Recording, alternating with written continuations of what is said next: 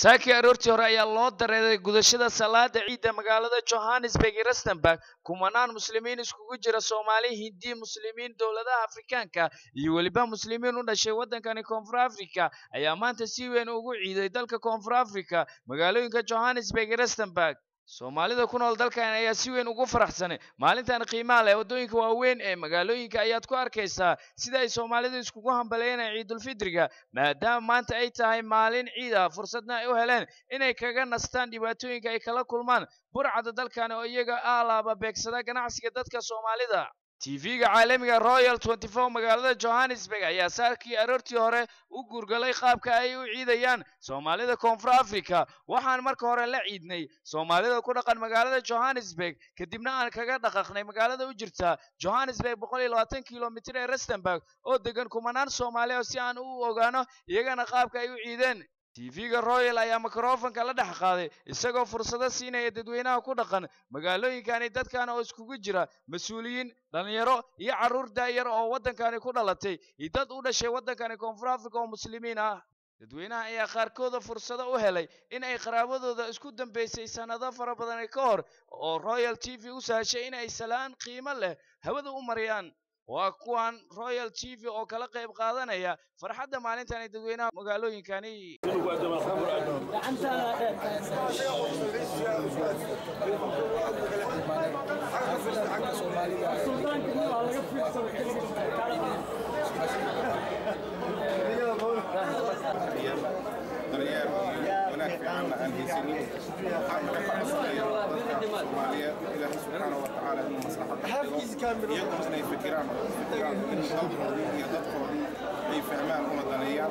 إلهنا وحكرنا جميع عيد الفطر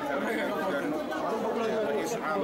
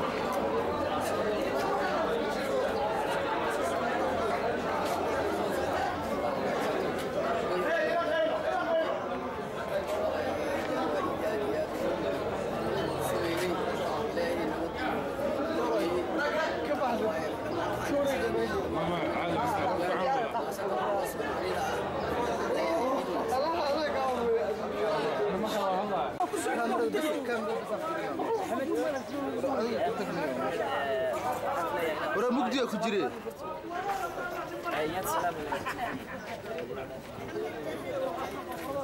أبو يهوي يتيجي أو وقت كمان كريسيس. وعيد سلام سلام سلام.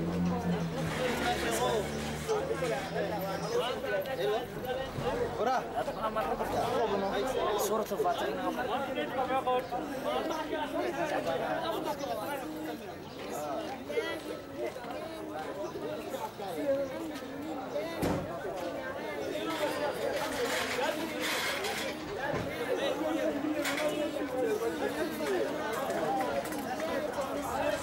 ما شاء الله ما شاء الله.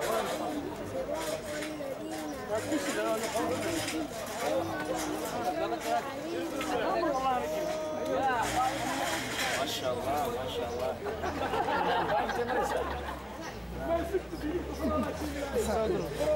ما شاء الله ما كنت ذا أنا سكت عن الله. مقعد. ما شاء الله أنت ما قدرت تسوي أفضل. أنت قدرت. إيه سوابي. ما شاء الله. يا سلام مساء.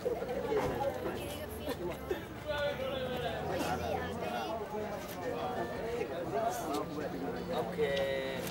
رويال تي في كان يسوي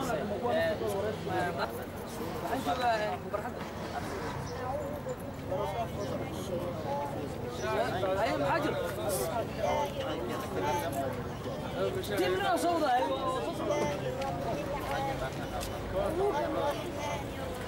وين مانا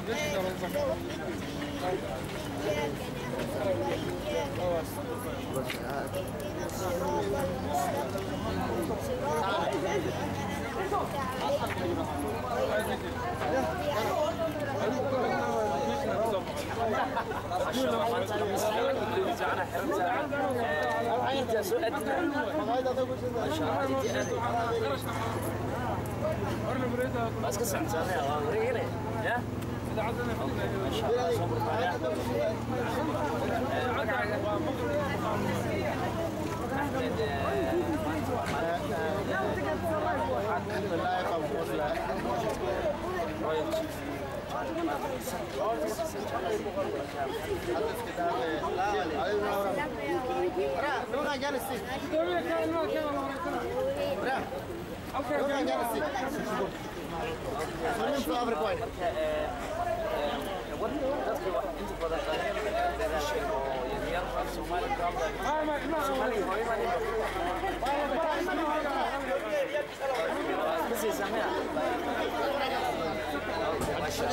صبر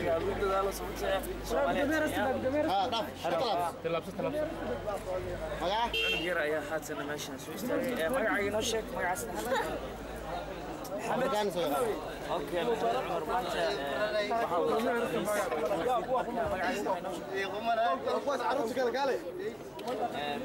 ايده سؤال بلا سورة الفاتحة انا هو اللي ورد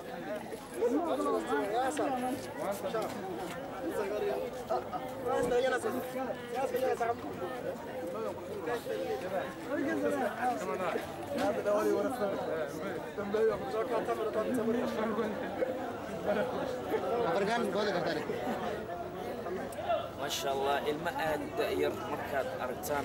كل اشتغال في أفريقيا وهاد أقدنا في الصومال والله واحد أرين آد وقفر وما سنت الحمد يا صبر بعض وقول كي دلك فو مقالة رستنباغ ومانتا السعودة لها نمو الماضي أنا قلت سعودة خير مقالة جوهانسبورغ سيكوين لوغي إيدايا وحام قربية استاغان ولا مسلمين oo wadanka koonfurta ku dhashtay oo inta badan ay Soomaalida dalka koonfurta ka dhaqan marka waxaan weydiinayaa magaciisa iyo sida uu arko maanta ma soo diin assalaamu calaykum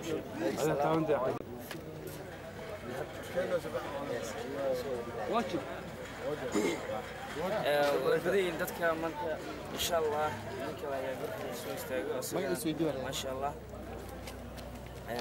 أول شوف الحمد all Muslim tribes in Senegal, Somalia. Today is conservation. It was my second year enjoying like this. So I'm so happy like this. So I'm really sharing for all Muslim people. hore ee jaaliyadda Rustenburg ahna haatan gudoomiyaha golaha guurtiga ee jaaliyadda gobolka waqooyi galbeed Cabdiraxmaan Maxamed Maxamuud Caanamac oo fursad telefishinka u siiyay wuxuu kaga qayb qaadan lahaa maalintani waa kana asagoo ka hadlaya maalinta ciida waa runaantii aad iyo aad ay u mahadsan tahay waxaana mahadsan telefishinka Royal TV oo siiyay waqti in uu yimaado magaalada Rustenburg run ahaantiina tusa caalamka sida dadweynaha reer Rustenburg ee ciida muslimiinta ah ee maanta ciidul fitriga ah ee uga qayb qaateen isla mar ahaantaana farxad iyo reereynta ka muuqato aniga magacayga saddexna waa Cabdiraxmaan Maxamed Maxamuud una sheega farxadda iyo reereynta maanta waxaan telefoon ku wacay Soomaaliya run ahaantiina ma jirin ciid maanta ka wanaagsan oo ciid Soomaaliya ay ku ciideen marka aan fiiriyo waxaad moodaa in dhammaan inta badan reeruhu ay isla ciideen maanta dhammaan ciida sideedaba macnaheedu waxa uu yahay qofka marka uu familkiisi iyo qoyskii uu ka dhashay iyo ilmihii wada qaylinayo iyo dadkii oo meel isugu yimid maalinta wada qadaynayo nabad ku wada qadaynayo run ahaantii waxaan leeyahay 80% maanta familiyada aan la hadlay way dhamaayeen oo xamar ay ku wada ciidayeen Soomaaliya sidoo kale ciidani waa ciida ugu dadka badani Rustenburg waxa hadalkaasi TV-ga u sheegay gudoomiyaha jaaliyadda magaalada Rustenburg Cabdiraxmaan Sheekh Cumar Ukun waxa uu kala hambalyo hawada u mariyay ummadda islaamka gaar ahaan kuwa Soomaalida waa kana asoo ka sheekeynaya arrin idil bismillahirrahmanirrahim runtii ciidan waxaan oran karaa waa ciidii noogu qiimeeya qaayb badnayd soo marto oo ayadan ula jeedo macnaheedu يعني soomaalida ugu tirada badnayd oo sanadkan kusoo ciiday magaalada Rustenburg iyo maxay ahayd muslimiin kale oo tiro badan oo tii hore ciidii hore ka badan ay kusoo tukadeen oo xitaa buuxsamay goobihii lagu tukan jiray marka waxaan dhihi karaa ka Soomaali ahaan waxaan u aragnay ama ka Islaam ahaanba ciidii ugu farxad badnayd ee aan ku tukanno halkan runtii boqolkiiba maxaa ugu caan Rustenburg in maanta ciidan ay dadka aad u farbataan runtii waxaan moodaa sanad walba Soomaali aad u tiro badan ayaa soo gashay wadanka markay soo gaaraan magaalada weyn ee Johannesburg waxay soo aadaan gobolada marka waxay ka mid noqotay magaalooyinka dadka inta badan ay usoo mataqaanaa shaqo doontaan ama ay kasoo usoo aadaan inay wax ganacsi ka furaan marka runtii taas ayaa keenaysa inta badan in magaalada ay dadka soo bataan runtii marka hore waxaan qayb qaadan lahaa waa mahadsantihiin Royal TV haddaad tihiin marka horena waxaan jeclaan lahaa inaan ka salaamo guud ahaan ummadda islaamka ah ee caalamul islaam ee maanta ciidaya iyo faraxa waxaan sii salaamayaa dadka Soomaalida ah iyaguna sidoo kale ku nool daafaha adduunka ama dacallada runtii uma farxan inaan la qaybsano oo aan iraahdo kullu caam wa antum bikhair ama hambalyo ama ciid mubaarak waxaan salaan gaar ahaan u dirayaa Soomaalida Koonfur Afrika Mahmoud Cabdullaahi Xuseen Abokey TV-ga caalamiga ah Royal 24 magaalada Johannesburg dalka Koonfur Afrika